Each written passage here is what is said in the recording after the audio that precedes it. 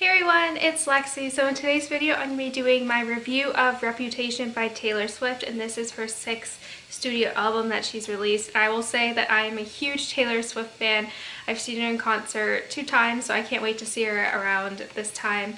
But yeah, I have my Taylor Swift shirt on, so I can say, like I said, I was really much anticipating the release of this, and I don't know, like, I had a lot of mixed feelings going into it because I did not like Look What You Made Me Do.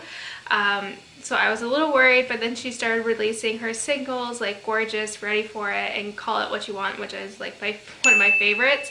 So I was a little bit, I felt a little bit better, but I feel like I will say, I feel like the single that she released, Look What You Made Me Do, I feel like it is a bit misleading just in terms of the kind of the overall tone of the album. Obviously it was a publicity stunt to get people talking about it, but I don't know, I think it's, like, in my opinion, it is the worst song on the album. But overall, like, I think out of all her albums that she's done recently, this is the one that is, in terms of sound, it is the one that is most cohesive and similar to each other, which I think is, like, I really like. I loved Red, but I feel like its overall tone was all over the place. It had like country songs, it had dubstep, it couldn't decide what it wanted to be. 1989 was amazing as well, which had like a similar tone, but this one I think is the one that's overall most cohesive in kind of what it sounds like. So I ordered 6 editions of this. I got iTunes, the Walmart edition, 2 Target editions, which the magazine ones that I have right here, the Walmart edition, the UPS edition, and the Taylor Swift store edition. So I have a lot of these lying around, so I was gonna give one to my sister and any friends who wanted it. But yeah, so I have 6 of these and I was really excited.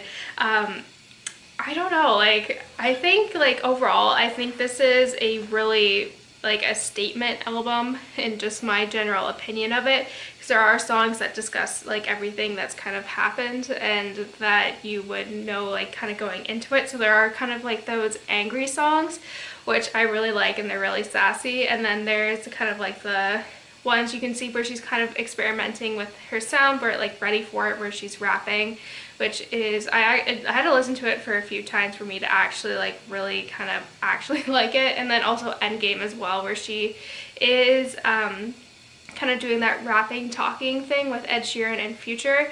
I like kind of Ed Sheeran's side of it more than the Future guy. I don't know, I just don't like that type of music, so his sections aren't the best, but I feel like overall their 3 voices go well together, which is surprising, which is a combination I don't know who Future is, but it's a combination that I wouldn't think would go well. But yeah, overall, like I said, this album was just amazing. Like, I was super excited. I was like, on November 10th, I was like, it feels like Christmas morning, because I was so anticipating this and I was like so excited about everything.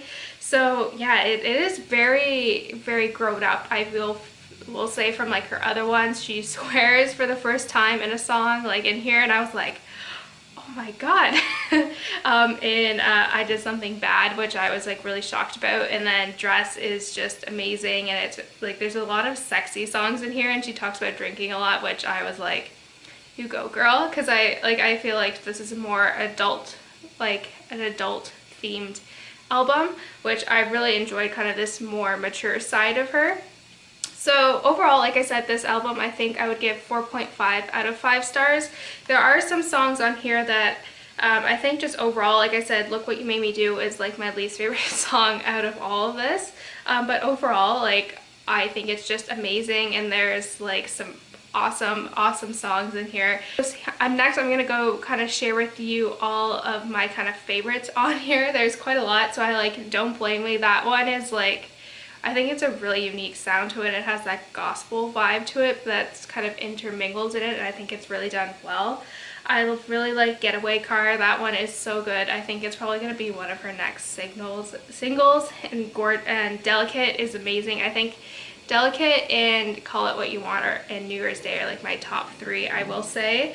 I really like Dress. It's a really sexy song, which I was surprised, but it's a really good song. I really like it. It's got a really good kind of feeling to it. It has that sexy kind of sound to it, which I like. This Is Why We Can't Have Nice Things is so good. Yeah, I love it. And where she just starts cackling and she's like, forgiveness is a nice thing to do. She starts laughing and she's like, I can't say that with a straight face. That, like, I was like, yeah. When I first heard it, I was like, oh my god.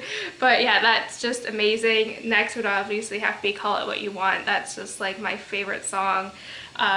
I love it. It's so catchy. And then obviously New Year's Day, which is just a really beautiful song. I feel like it does kind of throw off the feel of the album because it's the only acoustic one, and I know she likes to kind of end her albums on good notes that are like this, so like Clean, like she did last time, which is one of my all-time favorite songs, and then New Year's Day, which is just really good. I'm learning that one on the piano right now. It's not too bad. But yeah, you can see I probably enjoyed the last half of the album, I feel like, a little bit more, just judging from where my favorites are, but it's just an amazing record, and I'm just so happy that it came out. It was, even though we had to wait kind of longer than the 2 years that we usually have to wait, like it was well worth the wait. And I'll just quickly kind of go through kind of these posters ones. This is the first edition from Target, and it has like a poem. Each one has a different poem and like over 72 pictures in it, kind of behind the scenes of the music video. And then also they'll do kind of Polaroids in handwritten lyrics with like watercolors that Taylor Swift actually did the backdrop for. But you can see there, and then like kind of dispersed throughout there's kind of Polaroids during that time, which I think is really neat. So if you are and then kind of the album is in here as well, and it comes out with a poster. But yeah, so it has like Polaroids. I don't even know if you can see this. Polaroids in here, and just, yeah, just kind of really candid pictures, which I really like. So yeah, like I said, this book, I'm used to talking about books, but this album was just so good. I don't know if anything, like, I think my top 2 Taylor Swift albums are Fearless and 1989, so I think this one is going to definitely be within my top 3. It's just an amazing album, so yeah. So that's it, guys. I hope you enjoyed this review. I honestly, like, I love it so much that I can't even put into words like how I feel about it. That's how much I love it. So yeah, let me know in the comments below what some of your favorite songs were off of this album. And so yeah, don't forget to give this video a thumbs up, and I will see you guys next time. Bye, guys.